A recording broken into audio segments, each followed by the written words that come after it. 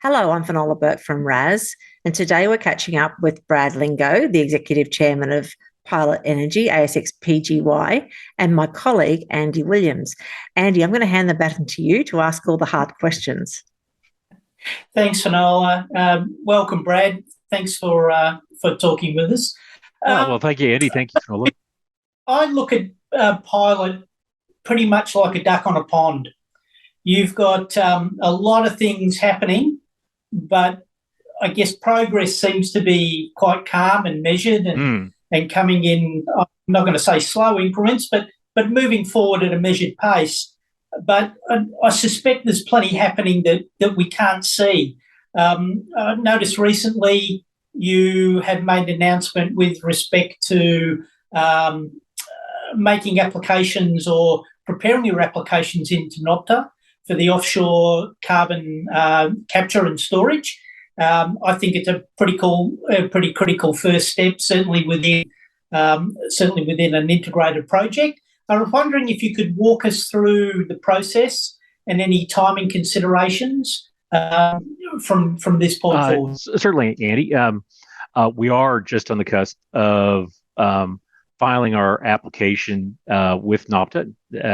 NOPTA is the National Offshore Petroleum Tenures Administrator.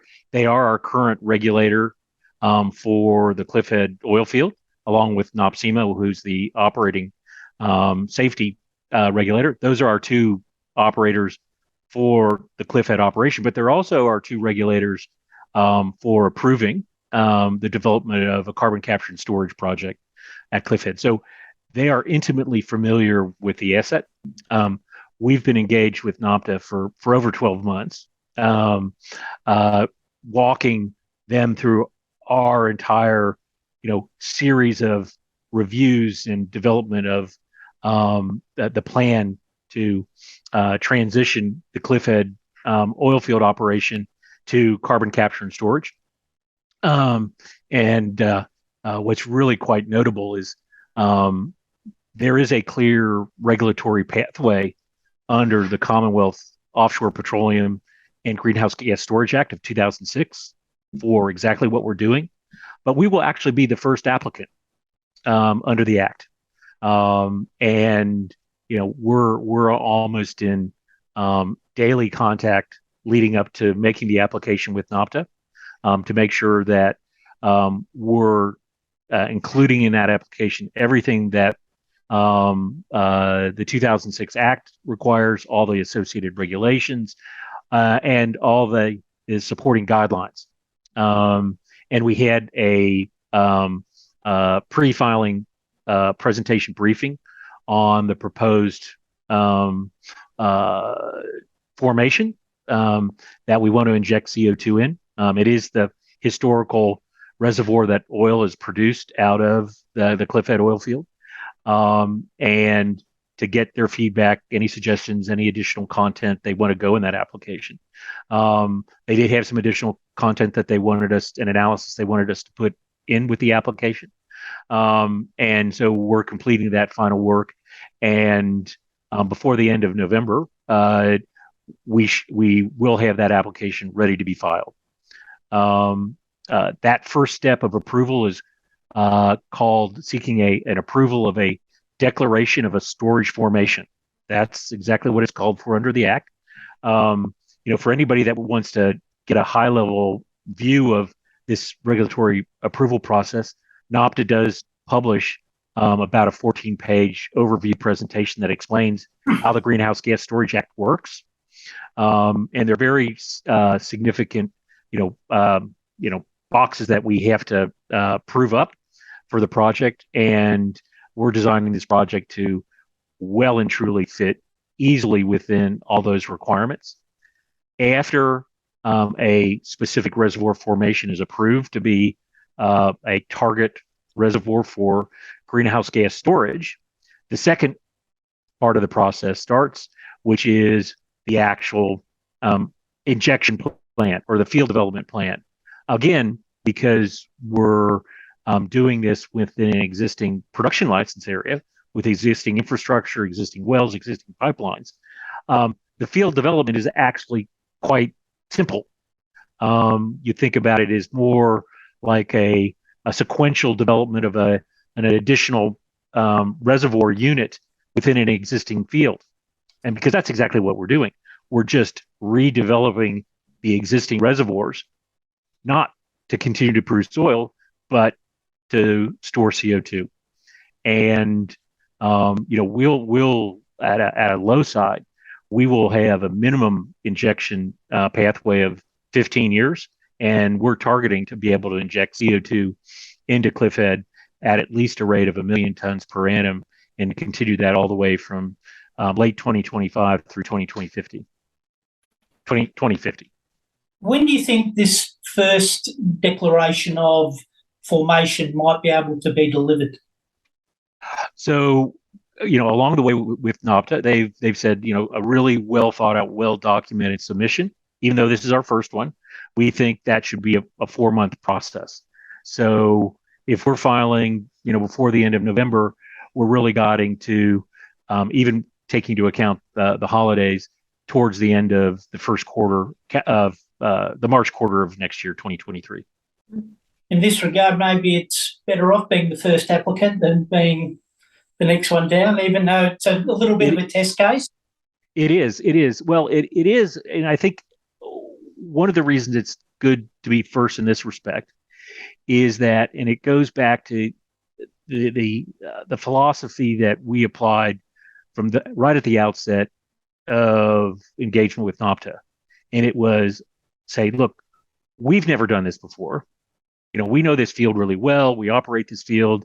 We have every confidence in all the work we're doing to establish it as a prospective CCS project. But we've never done this before as pilot, and no one has done this under the Act. So you haven't had a chance to actually work out exactly how you interpret the nuances within, various elements of, legislation that was written, 15 plus years ago. And so, we want to have, a cooperative, iterative approach with you that, it's not a, put it in, it goes in a black box, there isn't any, understanding of what's going on. It's been this very collaborative dialogue with NAPTA. We're as we get closer to making that lodgement, that the intensity and frequency of that communication is increasing, and we're having that same level, beginning of that same level of communication with NOPSEMA as well, because NOPSEMA ultimately will have to, in the second stage, approve the operating plan for how we plan to operate the actual CO2 injection, just like they approve the operating plan for how we produce oil from the Cliffhead oil field. I think moving on to the sort of the second part of your overall strategy, the onshore. Recently, you've successfully completed, and with positive results, another feasibility study with your joint venture partners on renewables into blue hydrogen, green hydrogen into green ammonia. Yep. And I think just having spoken to you recently about this, that I guess one of the things that sort of stuck in my mind is whether there was a conditional sequential approvals process to work through that got you to green ammonia. But it seems like although there's a number of moving parts, they do dovetail into each other, but they can also be attacked independently or progressed independently. One's not necessarily on the next. Yeah, and that's really because where we looked at our footprint in the Midwest, and we said, look, we've got the opportunity for carbon capture and storage. We're sitting in one of the richest renewable energy districts. We're sitting there, immediately adjacent to all these big new high productivity conventional gas discoveries, and looking at how we brought those various things together. We actually looked at each one independently and how we could actually either independently or conjunctively develop that resource. And a lot of that came out of as we prepared our submission to the Western Australian government for the Oakajee Strategic Industrial Area. As you recall, that was a submission that the WA government wanted expressions of interest for in November 2020. We were one of 70 parties that responded, and against the government's terms of reference. So in our terms of reference, we said, look, we can provide you carbon capture and storage because your terms of reference, you actually are going to put a gas-fired power generation at Oakajee and vent the CO2. So look, we can actually provide you carbon capture and storage. 2, you're asking for people to tell us how the level of interest in what they can do in terms of supplying renewable energy, wind and solar, to Oakajee for the development of green hydrogen. So we made that as part of an integrated but also separate strand. And our submission was very much along the lines of we can do all these things, but we don't have to do all these things. We don't have to market hydrogen. We don't have to market ammonia. We can just provide clean electrons. We can provide good industrial hygiene for your CO2 emissions. We can either do one piece or all of it. And coming out of that submission, that then showed us effectively the pathway for each one of the independent strands, which we then proved up through the feasibility studies. But it also showed us, the 1 and 1 is 4 if we actually successfully developed an integrated project from CCS through to green ammonia for export. And it was really that WA government Oakajee Strategic Industrial Area call for expressions of interest that turned the market of external energy consumers in the APAC region to say, this is where we need to be focusing on as one of the really big opportunities for us to get clean energy.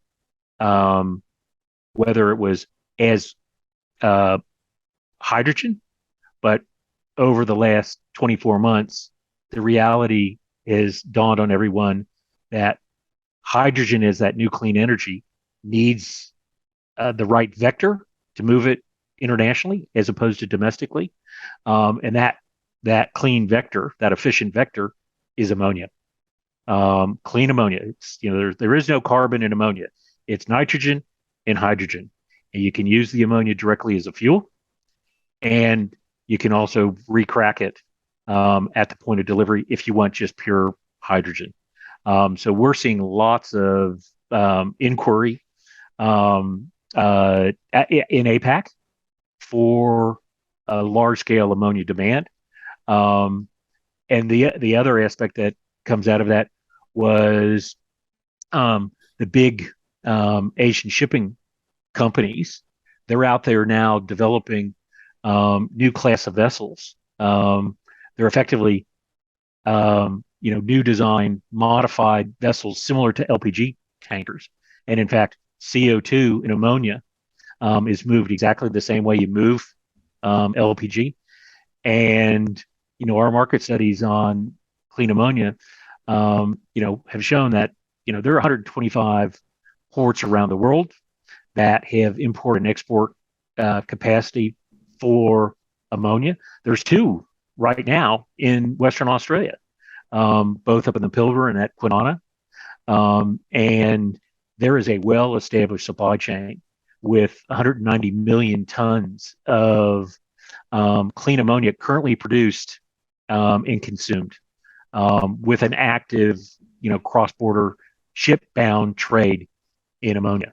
So that's where, and the Japanese utilities have already tested co-firing ammonia as a clean fuel additive substitute in coal-fired power stations, up to 20% of co-firing with very little capital cost modification to those existing coal-fired power plants and immediately deliver a 20% reduction in CO2 emissions from those plants and no increase in any other greenhouse gas. So, it's accelerating, and I'm not quite sure the Australian market fully appreciates how fast a lot of these global moves in clean energy are happening, whether it's in the U.S., whether it's in Europe, whether it's in with our APAC neighbors, that they realize.